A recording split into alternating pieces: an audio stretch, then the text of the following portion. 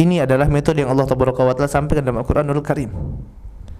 Setelah Allah Tabaraka wa Ta'ala banyak mengancam manusia dengan neraka, dengan kerasnya siksa neraka, dan di sana juga Allah Tabaraka wa Ta'ala berikan kabar gembira kepada mereka berupa surga.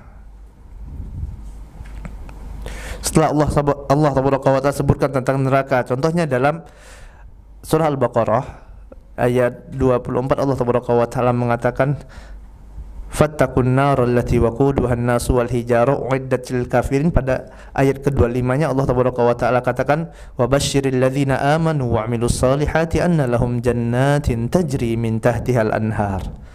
Allah ancam mereka dengan neraka. Kemudian pada ayat selanjutnya Allah Tabaraka wa Ta'ala katakan, dan sampaikanlah kabar gembira bagi mereka, bagi orang-orang yang beriman itu. Wa basyiril ladzina amanu wa 'amilus solihat, dan mereka beramal soleh. Anna lahum jannatin tajri min tahtihal anhar. Sesungguhnya bagi mereka ini, kata Allah Tabaraka wa Ta'ala, ada surga. Ya, ada surga yang mengalir, ya, di bawahnya sungai-sungai. Ya, jadi setelah diancam, Pak, setelah diancam oleh Allah Tabaraka wa Ta'ala, Allah kabarkan, tidak cuman ancaman saja, ternyata ada kabar gembira yang Allah Tabaraka wa Ta'ala siapkan bagi orang-orang yang bertakwa.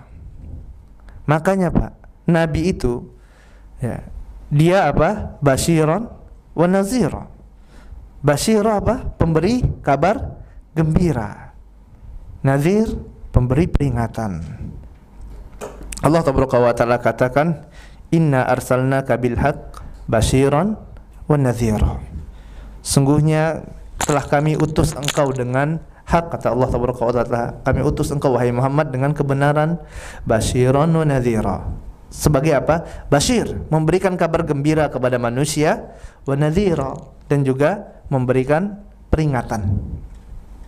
Hikmahnya, jamaah yang dimuliakan Allah Tabaraka wa Ta'ala, para ulama menjelaskan bahwasanya yang pertama adalah agar manusia ini tidak putus asa dengan rahmat Allah Tabaraka wa Ta'ala. Ini kok disampaikan cuma ancaman saja, Pak, aduh, ya lemah rasanya, putus asa, ya, aduh, takutnya luar biasa. Ya, putus asa dengan rahmat Allah Tabaraka wa Ta'ala. Yang kedua adalah agar mereka tidak jadi arogan. Tidak arogan. Kenapa? Dikarenakan apabila yang disampaikan hanya nazir saja, hanya ancaman berupa neraka saja misalnya, maka orang akan berlebih-lebihan. Para ulama menjelaskan contohnya adalah orang-orang Khawarij. Orang-orang Khawarij ini, ya, mereka arogan, mereka mudah mengkafirkan kaum muslimin. Kenapa? Karena takutnya yang berlebihan, ya, berlebihan dalam takutnya tersebut. Namun harapnya kurang, kata para ulama. Kemudian juga akan menjadikan, yang ketiga, akan menjadikan orang kehilangan kepercayaan diri.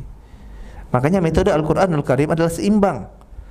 Di sana ada ancaman, di sana juga terdapat kabar gembira. Begitu juga dalam dunia dakwah.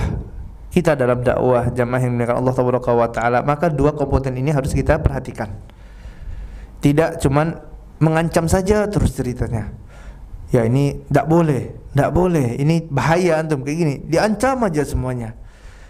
Tidak pernah ngasih kabar gembira. Atau sebaliknya, yang dikabarkan cuman ya kabar gembira saja. Oh, ini kalau ini amalan ini, ya, maka ganjarannya ini. Amalan kabar gembira saja, ini nanti tidak pernah disampaikan ancaman-ancaman. Ini adalah metode yang keliru. Karena Allah Tabaraka wa Ta'ala utus Nabi yang mulia sallallahu alaihi wasallam sebagai apa? Basyiran wa nadhira. Memberikan kabar gembira dan memberikan ancaman kepada manusia. Ya, jadi kedua hal ini harus disampaikan, dan ini metode dakwah yang benar. Ya, walaupun seandainya manusia tidak siap menerimanya, gitu kan? Inilah dakwah. Ya. Tidak semua orang siap antum katakan, oh ini riba haram. Tidak semua orang siap menerima sewaktu disampaikan, oh amalan antum yang seperti ini adalah kesyirikan. Antum minta sama kuburan, ini syirik. Antum mengerjakan amalan ini tidak ada sunnahnya dari Nabi yang mulia sallallahu alaihi wasallam. Ya, ini adalah kemungkaran bid'ah. Tidak semua orang akan menerima sewaktu dikatakan bahwasanya pacaran itu tidak boleh, ini zina, mendekati zina, tidak boleh bersentuhan laki-laki dengan perempuan. Tidak semua orang menerima. Namun tetap harus kita sampaikan. Dalam hadis riwayat Ahmad, Rasul yang mulia sallallahu alaihi wasallam pernah memberikan nasihat kepada sahabat yang mulia Abu Dzar radhiyallahu ta'ala anhu, "Qulil haq wa in kana murran." Sampaikanlah al-haq tersebut, kata Nabi yang mulia sallallahu alaihi wasallam, nasihat kepada Abu Dzar. Wahai Abu Dzar, sampaikanlah kebenaran yang datang dari Allah Taala, yang engkau dengar dari Nabi yang mulia sallallahu alaihi wasallam, wa in kana murran, walaupun apa? Pahit, walaupun ini sakit, sampaikan kebenaran tersebut. Sampaikan kepada mereka, ini loh jalan yang benar, itu benar. Sampaikan kepada mereka, ini yang salah, salah. Jangan apa? Waduh, ini kalau disampaikan nanti bahaya nih. Ini kalau disampaikan hilang jamaahnya nanti ini. Ya. Pergi semua, ini salahkan saja semua gitu kan. Ini kalau disampaikan nanti hilang fulusnya, tidak dipanggil orang lagi. Ya. Ini tidak boleh jamaah yang Allah Taala basyiran wa nadhiran. Sampaikan kabar gembira, sampaikan juga ancaman kepada manusia. Ya. Sampaikanlah kebenaran itu walaupun pahit, kata Nabi yang mulia sallallahu alaihi wasallam.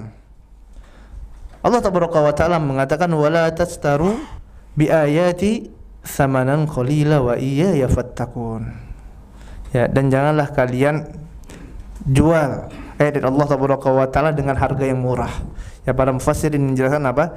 Jangan kalian ganti ayat Allah, ilmu yang telah Allah Taala berikan kepada kalian berupa ilmu pengetahuan. Dengan apa? Dengan harga yang murah. Kalian ubah ayat Allah Taala. Kalian sembunyikan, kata para ulama. Ayat ini jamaah yang Allah Taala ya diturunkan untuk orang-orang Yahudi. Yang mana orang-orang Yahudi ini mereka memiliki ilmu. Mereka tahu tuh, ini diperbolehkan, ini tidak boleh. Akan tapi apa? Mereka sembunyikan ilmu tersebut. Mereka tahu bahwasanya nanti akan ada nabi yang terakhir yang membenarkan kitab yang ada pada mereka, yaitu Taurat. Namanya Ahmad. Mereka tahu dalam kitab-kitab mereka. Ya. Akan tapi apa? Falamma ja'ahum, akan tapi waktu nabi itu datang kepada mereka, mereka dustakan. Ya, mereka tidak mau benarkan, padahal mereka mengetahui nabi tersebut lebih dari mereka mengetahui apa? Anak-anak mereka sendiri. Mereka sembunyikan ilmu. Kenapa? Karena dunia. Iya. Boleh tidak menyembunyikan ilmu? Boleh tidak menyembunyikan ilmu? Adapun yang dimaksud dengan menyembunyikan ilmu, kalau ditanya misalnya antum boleh tidak menyembunyikan ilmu, maka jawabannya tafsir. Jawabannya dirinci. Ada dua keadaan menyembunyikan ilmu ini. Yang pertama adalah dia tercela, terlarang. Kemudian yang kedua diperbolehkan. Bagaimana menyembunyikan ilmu yang terlarang tersebut? Yaitu mereka menyembunyikan ilmu karena tujuan dunia. Dia sembunyikan, ini tidak dia katakan zina ini, dia tidak bilang haram. Kenapa? Karena kalau dia bilang zina haram, jamaahnya hilang, pergi. Kalau dibilang riba haram, tidak diundang lagi di bank-bank nanti ngisi kajian. Padahal amplopnya tebal misalnya ya. Kalau misalnya dia katakan ini syirik, ya, maka tidak laku lagi ceramahnya. Kalau misalnya dia katakan ini bid'ah, udah habis jamaahnya. Dia sembunyikan ayat Allah Taala untuk tujuan apa? Dunia. Untuk tujuan dunia, dan ini terlarang. Ya. Ini adalah menyembunyikan ayat Allah Taala dengan cara yang salah. Ya. Wala tashtaru bi ayati tsamanan qalila. Adapun yang kedua adalah yang jaiz, menyembunyikan ilmu yang diperbolehkan. Bahkan ini adalah terpuji kata para ulama. Bagaimana kok bisa menyembunyikan ilmu? Yaitu dia sembunyikan, dia tidak sampaikan. Kenapa? Karena apabila dia sampaikan pada waktu tersebut, maka dikhawatirkan akan datang kemudaratan yang lebih besar. Dia bukan sembunyikan karena dunia, bukan. Tapi kalau dia sampaikan pada waktu itu, maka akan muncul kerusakan yang lebih besar, kemudaratan yang besar. Maka dia tidak sampaikan. Sebagaimana hal ini dinasihatkan oleh Nabi yang mulia sallallahu alaihi wasallam kepada Mu'adz bin Jabal radhiyallahu ta'ala anhu dalam hadis riwayat Muslim. Mu'adz mengatakan, ya, pernah suatu ketika aku digonceng oleh Nabi yang mulia sallallahu alaihi wasallam di atas keledai. Kemudian Rasul yang mulia sallallahu alaihi wasallam menanyakan kepadaku, "Ya Mu'adz, tahukah engkau hak Allah terhadap hamba dan hak hamba terhadap Allah Taala?" Apa kata Mu'adz? "Allahu wa rasuluhu a'lam." Allah dan Rasulnya yang mengetahui. Kemudian Rasul yang mulia sallallahu alaihi wasallam mengatakan, adapun hak Allah tabaraka atas hamba adalah untuk diibadahi dan tidak disekutukan dengan apapun juga. Ini hak Allah tabaraka wa taala. Adapun hak hamba atas Allah tabaraka wa taala adalah mereka tidak akan diazab oleh Allah tabaraka wa taala apabila mereka mentauhidkan Allah tabaraka wa taala. Kemudian mendengar apa yang disampaikan oleh Nabi yang mulia sallallahu alaihi wasallam, Mu'adz mengatakan, "Ya Rasulullah, wahai Rasulullah, afala ubashirun nas?" Wahai Rasulullah, apakah kabar gembira ini, berita yang aku dapat darimu ini, aku katakan tidak kepada manusia, sampaikan tidak kepada orang-orang lain ini? Apa kata Nabi yang mulia sallallahu alaihi wasallam? Ya, jangan engkau sampaikan. La tubashirhum fayattakilu. Jangan engkau sampaikan. Kenapa? Karena nanti mereka akan bertawakal saja. Mereka akan bersandar dan tidak mau beramal, kata Nabi yang mulia sallallahu alaihi wasallam.